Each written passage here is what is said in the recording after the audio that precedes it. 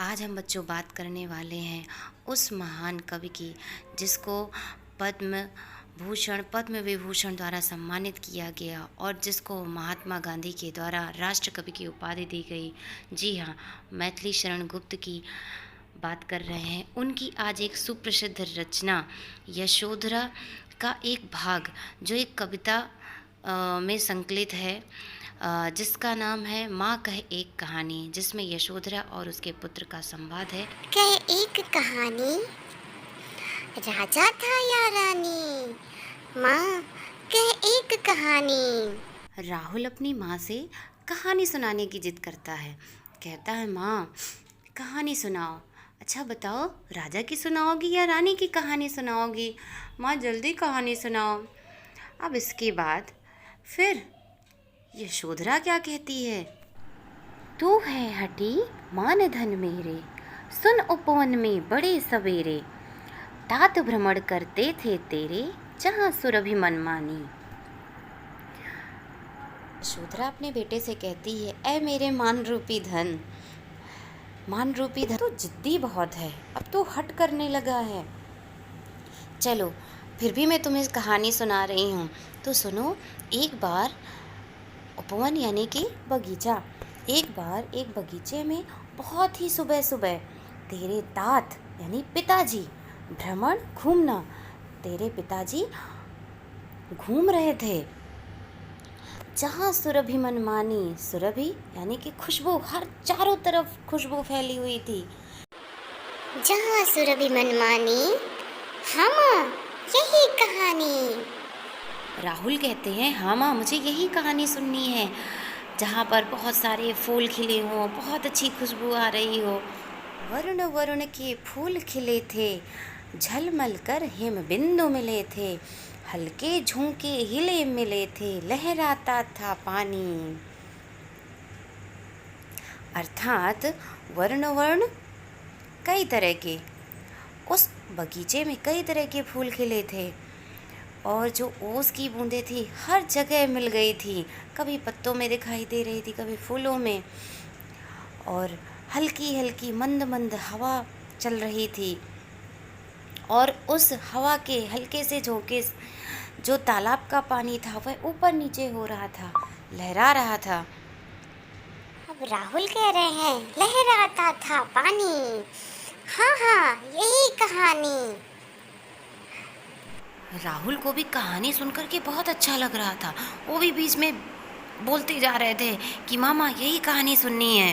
गाते थे खग सुमधुर स्वर में, सहसा एक हंस ऊपर से, गिरा बिद्ध होकर खरशर से, हुई पक्षी की हानि।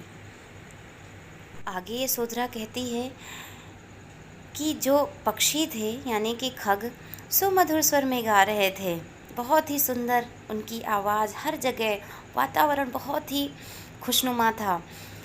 सहसा अचानक एक हंस ऊपर से गिरा बिद्ध होकर खरशर से, खरशर यानी कि तेज बाण से वो बिंधा हुआ था। बिंधा यानी कि घायल था और वह अचानक से नीचे आकर के गिरा। लेकिन इस कहानी में उस पक्षी की हानि हुई। कौन सा पक्षी? उस हंस को चोट पहुंची। हुई पक्षी की हानि, करुणा भरी कहानी। राहुल कहते हैं, हाँ माँ इस कहानी में उस पक्षी को चोट पहुंची है। सच में यह कहानी बहुत ही दुख भरी है। चौंक उन्होंने उसे उठाया, नया जन्म सा उसने पाया, इतने में आंखें टक आया, लक्ष्य सिद्धि का मानी। यशोधरा आगे कहती है कि जैसे वह हंस ऊपर से नीचे गिरा, तेरे पिताजी चौंक गए, लेकिन फिर उन्होंने उसके पास गए और उसको उठाया और फिर उस पक्षी को लगा कि मुझे एक नया जीवन मिल गया है। इसके बाद फिर तुरंत वह शिकारी आ जाता है और उसने कहा, हाँ यही मेरा निशाना है, इसी को मैंने मारा था। लक्ष्य सिद्धि का मानी, कोमल कठिन कहानी। आगे राहुल कहते हैं, माँ अब वो आखेटक उसको अपना निशाना मान लिया था। यह कहानी तो कोमल से बहुत ही कठिन होती जा रही है। मांगा उसने आहत पक्षी, तेरे तात किंतु थे रक्षी। तब उसने जो था खगभक्षी, हट करने की ठानी। अब यशोधरा कहती है कि उस शिकारी ने उस आहत पक्षी को, आहत यानी कि चोट खाए हुए उस पक्षी को मांगा, लेकिन तेरे तात यानी कि तेरे जो पिताजी थे उसकी रक्षा उन्होंने की थी, तो वो रक्षक थे। तब उसने जो उस खगभक्षी यानी कि जो शिकारी था, खग को, पक्षी को मारने वाला था, उसने हट करने की, जिद करने की ठान ली। हट करने की ठानी, अब बढ़ चली कहानी। राहुल कहते हैं हाँ माँ, उसने तो जिद करने की ठान ली, अब ये कहानी आगे बढ़ चली। हुआ विवाद सदय निर्दय में, उभय आग्रही थे सो विषय में। गई बात तब न्यायालय में, सुनी सभी ने जानी। यशोधरा आगे कहती है कि दोनों के बीच झगड़ा पैदा हो गया। यह झगड़ा था सदय और निर्दय के बीच में।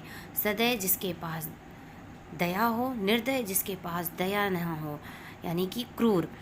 दोनों, उभय, उभय मीन्स दोनों, दोनों अपने अपने विषय में अड़े हुए थे। वह कह रहे थे मुझे पक्षी चाहिए, और जिसके पास दया नहीं थी यानी कि क्रूर, वो कह रहा था मुझे पक्षी चाहिए। फिर यह बात न्यायालय में पहुंचाई गई, जहां पर राजा न्याय करता है, और यह कहानी सभी ने जानी। सुनी सभी ने जानी, व्यापक हुई कहानी। अर्थात राहुल कहते हैं माँ, इस कहानी को तो सभी लोग जान गए, ये कहानी तो बहुत ही बढ़ गई। राहुल तू निर्णय कर इसका, न्याय पक्ष लेता है किसका। कह दे निर्भय जय हो जिसकी, सुन लूं तेरी बानी। अर्थात अब यशोधरा कहती है राहुल तो निर्भय होकर के, बिना डरे होकर के तो इसका फैसला कर, और बता कि इसमें किसकी जय होनी चाहिए, यह पक्षी किसको मिलना चाहिए। राहुल आगे कहते हैं माँ मेरी क्या बानी, मैं सुन रहा कहानी। माँ मैं क्या बताऊँ, मैं तो कहानी सुन रहा हूँ। कोई निरपराध को मारे तो क्या अन्य उसे न उबारे। रक्षक पर भक्षक को वारे, न्याय दया का दानी। राहुल फिर कहने लगते हैं माँ, यदि निरपराध को कोई मारे, निरपराध जिसने पाप ना किया हो, तो बिल्कुल दूसरा कोई उसको बचाएगा। रक्षक जिसने उसकी रक्षा की हो, भक्षक जिसने उसको मारा हो, मुझे उम्मीद है कि इसमें जो न्याय है वह दया का साथ यानी कि उस रक्षक का साथ देगा जिसने उस पक्षी को बचाया है। न्याय दया का दानी, तूने गुनी कहानी। यशोदा कहती है मुझे गर्व है कि तुमने इस कहानी को, जो मैं तुझे समझाना चाहती थी इस कहानी के माध्यम से, तुमने इसको भली बात समझ लिया है। तूने बहुत अच्छी कहानी समझी है।